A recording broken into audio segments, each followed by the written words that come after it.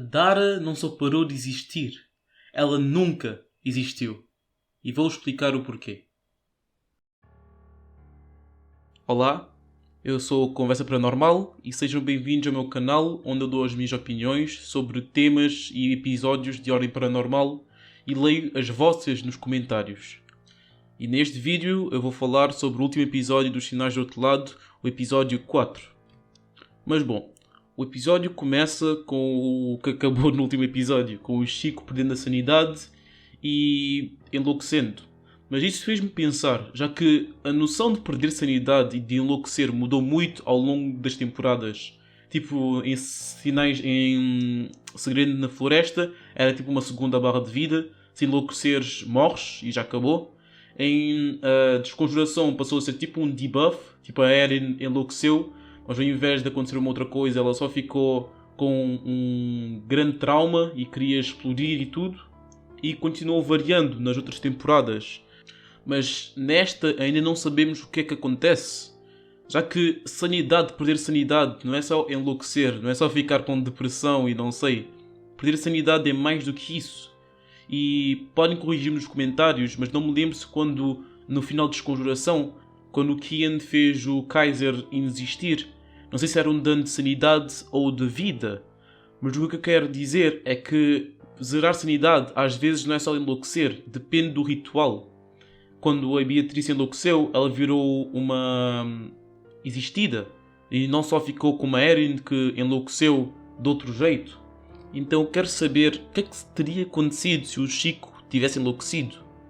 Já que não acho que ia ser só uma depressão fodida. Ia ser algo a mais.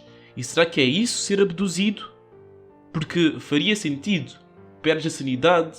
E daí acontece algo, como a Beatrice virou uma existida, tu és abduzido. Agora, o que é que quer dizer ser abduzido? Não sei. Mas isso se calhar quer dizer que todas as pessoas que foram abduzidas perderam a sanidade no início. Não foi só serem carregados à força e levados para uma nave espacial. Foram que eles enlouqueceram a um ponto que não conseguiram se defender e foram abduzidos. É o que eu acho.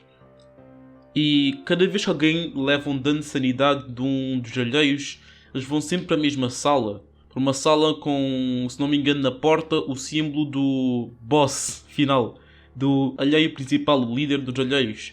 Então será que se perderes a sanidade, quando mais perderes sanidade, mais presente, vais estar nesse lugar até um ponto que se zerares sanidade e enlouqueceres, vais estar nesse lugar? Será que é ali onde todas as pessoas que foram abduzidas estão? Isso é uma teoria que eu vou lançar. Que é aquela sala que por acaso lembra até um bocadinho da sala, se vocês lembram, na primeira temporada, quando a Liz, o Tiago, o Alex e o Daniel foram para o bunker. Era mais ou menos isso, um bunker com uma grande porta à frente onde abriram e tinha dualificada lá. Então será que aquilo é tipo uma sala? Será que a sala existe em primeiro lugar? Será que para acessar essa sala tens que perder sanidade? Será que é possível ir para lá e encontrar isso no mundo real? Não sei. Será que o Morato e o Wojtek então estão lá? Ou será que as pessoas do acampamento que foram abduzidas, entre aspas, pelas pessoas de preto também estão lá? Não sei. Digam nos comentários o que vocês acham. Mas bom, uma outra coisa que eu gostei muito é o facto de como o roleplay e o jogo, tipo o jogo em si, as mecânicas dos dados e tudo, estão mesmo a unir-se muito bem. Já que, por exemplo, tivemos o Guizo dando a velocidade mortal ao Shant para ele ir resgatar o Chico. E não foi uma batalha, tecnicamente. Foi usada para ele chegar mais rápido. Isso lembra-me de como o Rubens usou a teletransportação, esquecendo do nome do ritual, naquela luta contra o anfitrião para ir mais rápido para o botão. O que mostra que o paranormal, outra vez, é quase como um life hack.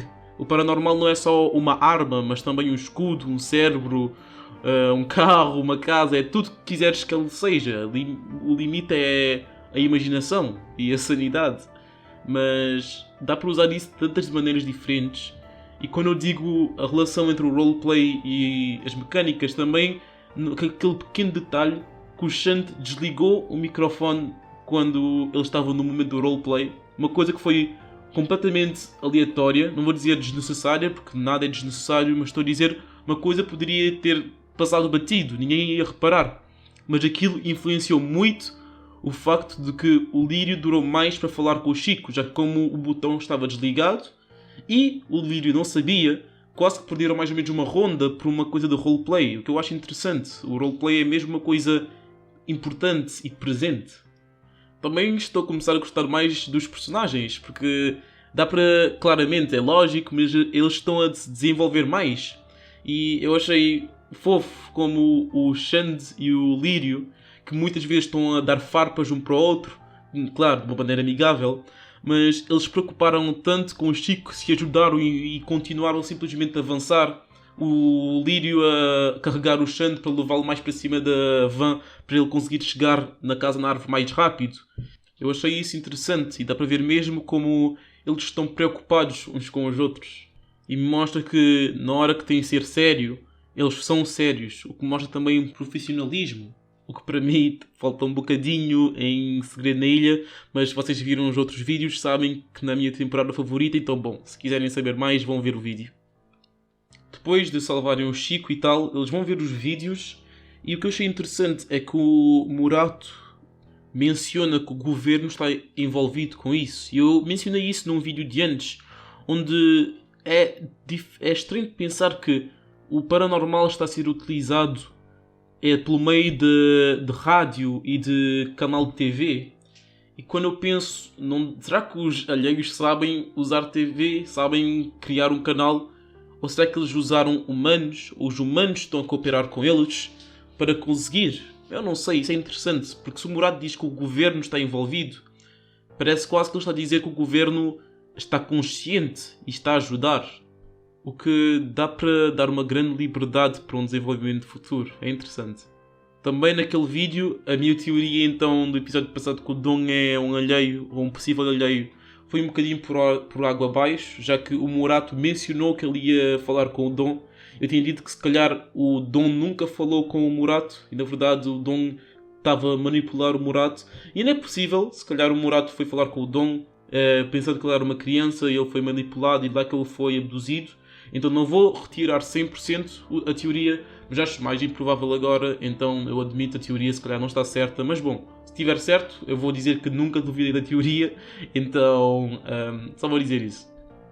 Depois de chegarem na bomba e falarem com aquele senhor, coitado, que descansa em paz a mulher dele, outra vez eu gostei de como os rituais estão a ser usados como life hack, com o exemplo de usar os machucados na cara, que mostra mesmo que os rituais e que o paranormal é mesmo poderoso, não só no sentido de matar, mas de manipular. E eu acho todos esses momentos muito importantes, já que nas outras temporadas o paranormal será usado para curar ou para danificar, e aqui está a ser utilizado para manipular, para se locomover, e é muito bom isso. E na hora da luta contra o Memoflige, é interessante que o ritual do Guiz foi contra ele, o que nos fez lembrar que os alheios não são só de energia, podem ser conhecimento, ou se calhar de outros, não sabemos, mas pelo menos o que eu acho que eu compreendi é que são ou de conhecimento ou de energia. E isso é muito contraditório às vezes, porque conhecimento é forte contra energia, se não me engano. E então, quando usamos conhecimento contra um alheio, pensando que vamos ser efetivos contra ele, como aconteceu com o Guiz, o ritual volta contra nós. Como o Guiz levou um puta de um dano de sanidade porque ele não sabia que o alheio era de conhecimento. O que nos faz voltar para o primeiro episódio, onde o rastreador sombrio ele estava a camuflar-se como um bicho de sangue quando era de conhecimento. E é quase isso que os alheios fazem. Então isso mostra como é que os players vão ter que ter mais cuidado e como aquela iniciativa de usar ocultismo para saber qual é o tipo do monstro é muito inteligente e o Celebi está a mostrar que isso é quase necessário para não morrerem, que lutar contra o paranormal não é só usar poderes, é saber o que estamos a fazer. E que mostra que a apelação dos rituais é presente só quando sabemos o que estamos a fazer mesmo. Também nessa batalha contra o Memoflige dá para ver melhor quais são os roles específicos de cada personagem, porque já é a quarta temporada, é a terceira batalha que eles tiveram, mesmo se o Chico não participou nesta, e dá para ver melhor o que cada player faz. Tipo, dá para ver claramente que o Lírio é o tanque. Isso dava para ver antes, é o que tem mais vida e como tem pouca sanidade dá para ver que ele focou muito em combatente mesmo. A Dara, apesar de ter uma submetralhadora, ela nunca a usou. Eu acho que ela tem, mas nunca a usou, então eu acho que ela é mais baseada em um personagem tipo suporte, porque passa a maior parte do tempo a usar médico de combate e a salvar os outros. E se calhar ela não teve tempo de usar uma submetralhadora, mas como quase ela nunca usa e ela usa só a função de healer quase, eu diria que é mais ou menos isso que ela é, tipo um Dante, mas sem a parte do puta de um DPS, porque o Dante era um DPS, um suporte, um buffer, um healer, era tudo, então bom. O Chico é o high-tech, o clássico, que tem tecnologias e com suporte também tecnologias. O Shant é um DPS, eu diria, com os rituais, quase todos os rituais dele são na arma para dar mais dano. Ele não usou muitos rituais sem ser isso, então eu diria que é mais ou menos um DPS. E o Giz também usa rituais e também já atacou com os rituais, mas eu diria que ele é também mais um suporte, tipo um suporte de dar um buff nos outros. Então eu diria que é mais ou menos isso. A Dara um healer, o Chico um suporte com tecnologias, o Giz um buffer, o Lírio um tanque e o Xando um DPS. Mas o que quebra um bocadinho dessa estrutura é que, como vimos nesse episódio, a equipa é um bocadinho quebrada quando a sanidade é o ponto principal do ataque do inimigo. Já que o Lírio, que é o tanque normal, é fraco contra a sanidade. E deu para ver, ele quase que... Ele enlouqueceu, entrou em estado enlouquecendo em 1 ou 2 ataques, se não me engano. Sim, em um ataque ele perdeu só vendo o monstro e aí perdeu muito com o ataque. Então... Finalmente o Giz e o Shant são os melhores tanques de sanidade, porque eles usam rituais. Mas, principalmente, o Giz, ele não é muito forte em combate. E ele não consegue esquivar de ataques, como deu para ver que ele também foi atacado. O que me faz perguntar que se tiver um outro bicho que ataca com sanidade, o que é que eles vão fazer? Já que o Memoflígio até que era relativamente fraco. Ele morreu com 3 ataques de Lírio, se não me engano. O Giz não acertou nenhum ataque. Dara só curou, entre aspas, claro que curar é importante, mas vou dizer que não atacou. E o Lírio deu 4 ataques e um falhou. E na mesma ele matou o Memoflígio e tiveram sorte. O que me faz perguntar, o que é que será que vai acontecer se o boss principal usa a sanidade também como ataque? Porque eles estão fodidos. Eles não conseguem defender contra ataques de sanidade. Ninguém consegue, não tem ninguém que tem... verdadeiramente um tanque contra a sanidade, já que o Giz e o Shant se calhar, mas o Giz não consegue esquivar de ataques bem. Ele não é um combatente, então não sei. Isso é uma coisa que eles vão ter que pensar até às próximas lutas. Mas bom, contradizendo isso, dá para ver também que os players estão a ficar um bocadinho mais experientes. Eu li comentários em outros vídeos que diziam que pensavam que o Lírio e a Dara principalmente estavam a fazer decisões duvidosas. O que eu disse que isso era normal, é sempre normal, é a primeira sessão deles no Ordem. Se calhar, eu não sei se a Carol e o Gary já jogaram RPG antes. Já é a primeira sessão deles, pelo menos no Ordem Paranormal, sistema novo, se calhar um sistema que eles nem conhecem porque nunca jogaram RPG. Claro que ia ter dores de crescimento, eles tinham que se habituar, tem muita pressão de outras pessoas. Tendem a imaginar, é a primeira vez que vocês fazem algo e ainda por cima estão a fazer no maior do Brasil e ainda têm que fazer decisões certas porque senão vão ser criticados. Então é claro que vai ser difícil se habituar. Mas já dá para ver que no 4º episódio eles já estão mais centrados no que querem fazer. Mesmo se o Gary teve aquele errinho com velocidade mortal que ele não sabia como é que funcionava e usar os D12, ele jogou pensando melhor, com uma sobrevivência como um objetivo mais importante. Ele sabe que ele é um tanque, mas ele sabe que se o tanque cair, os outros caem logo depois. Então ele sabe que não é só se jogar no monstro e levar dano e esperar que os outros matem junto com ele. E foi até que inteligente. Muitas pessoas podem ver como é que o tanque está a fugir da batalha. Mas claro que ele tinha que fazer isso. Se o tanque cair, quem é que vai ser o tanque? Então dá para ver que ele está a jogar mais inteligente. E apesar do Lírio ser inconsequente, ele é um inconsequente que não é suicida. Então isso é bom. Também a Dara, dá para ver que ela sabe melhor o que fazer. Já que ela conformou-se que um healer deve healar os outros antes de si mesmo. Claro que ela não pode curar a sua própria sanidade, mas dá para ver que ela foi logo ir salvar o Lírio quando ele começou a enlouquecer, ao invés de fugir e deixar isso para o Guizo, já que o Guizo se calhar teria uma maneira de fazer isso. Mas ela foi na mesma ir salvar o Lírio, mesmo sabendo que ela se calhar seria atacada na próxima ronda. Então ela está a compreender melhor que o seu role mesmo é de salvar as pessoas. E não, tipo, não é uma farpa, mas foi um bocadinho o contrário do que aconteceu da batalha contra o Fumo, onde o Lírio estava quase morto. Foi tentar-se curar a ela mesma, o que eu achei uma decisão um bocadinho duvidosa, mas entendo. Quem começou a jogar, não vais querer morrer no terceiro episódio, ou era o segundo. Então, bom, entendo. Mas na mesma dá para ver que eles estão a melhorar muito quanto a isso. Depois de derrotar o Mamoflígio, voltam para casa e falam com a família. O que me interessou é que o Luan disse a frase clássica que como é que vocês podem me ensinar a matar isso? O que é claro que eles estão a insinuar que ele vai entrar na ordem. Então, isso também deixa-me outra teoria para lá abaixo, onde eu disse que o Dom poderia ser um futuro agente. Quer dizer, e ele pode ser, não duvido, mas quando eu vejo o ódio, com o vazio na cara do Luan, eu deduzo melhor do que vai ser ele o próximo agente. Eu não duvido que possam ser os dois, mas agora, se tiver de ser um, provavelmente é o Luan, que é o mais provável, porque dá claramente para ver que ele tem um ódio nos olhos e quer verdadeiramente matar. E o Dom também quer ser um agente, mas ele não tem tanta motivação, eu acho. Não sei, eu não seria surpreso se os dois fossem para a ordem, mas bom, infelizmente depende se eles sobreviverem até o final. E bom, isso volta para a questão inicial de será que já conhecemos o Luan ou o Dom? Será que ele foi um personagem da Ordem que já vimos e que não sabemos quem é? Um Aaron, se calhar? Ou será que ele vai ser apresentado depois? Ou será que ele nem entra para a Ordem? Então, digam-nos nos comentários o que vocês acham que vai acontecer com ele.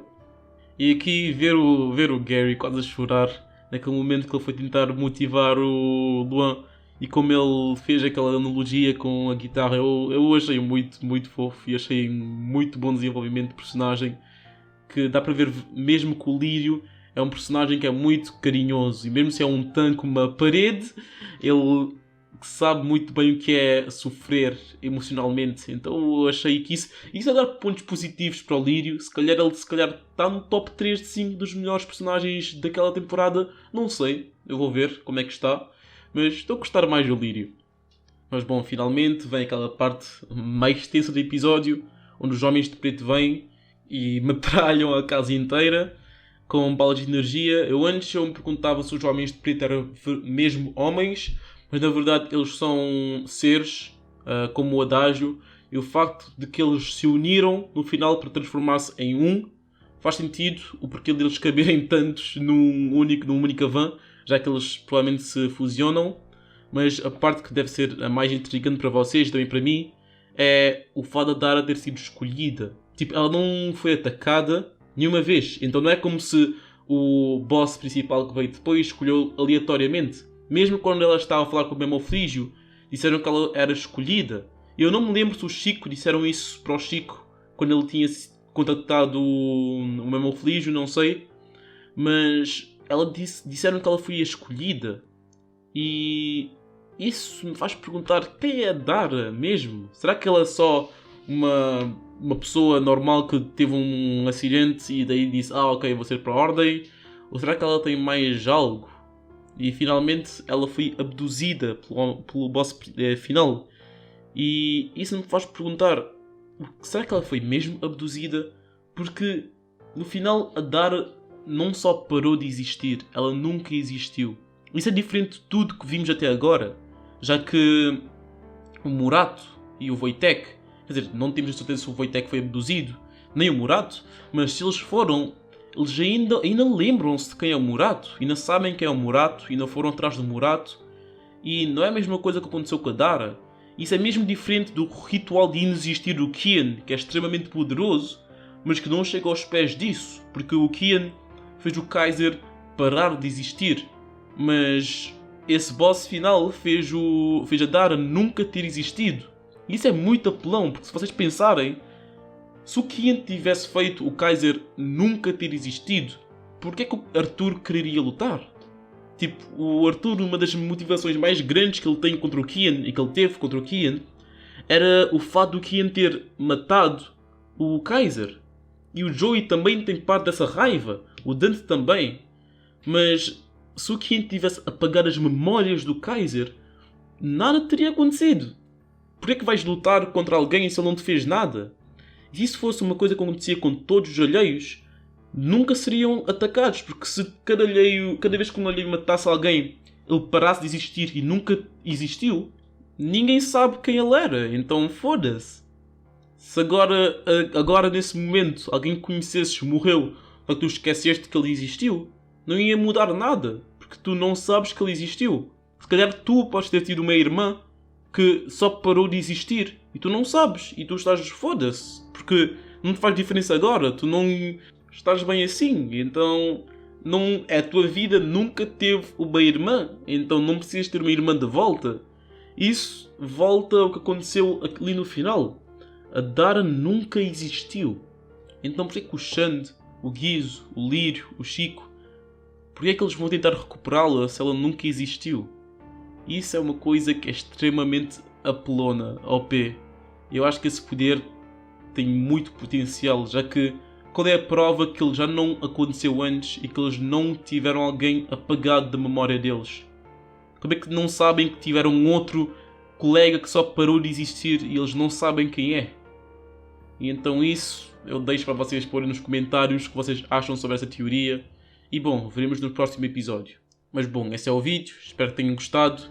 Deixem nos comentários o que vocês acharam sobre este episódio, sobre as teorias que eu deixei, o que vocês acham que é verdade, o que vocês acham que não é. Adoro imenso o suporte que vocês estão a dar nos meus vídeos, então se vocês gostaram, não se esqueçam de dar um like, de se inscreverem, assim vão ver os meus próximos vídeos. E bom, é isso, eu sou o Conversa Paranormal e até à próxima.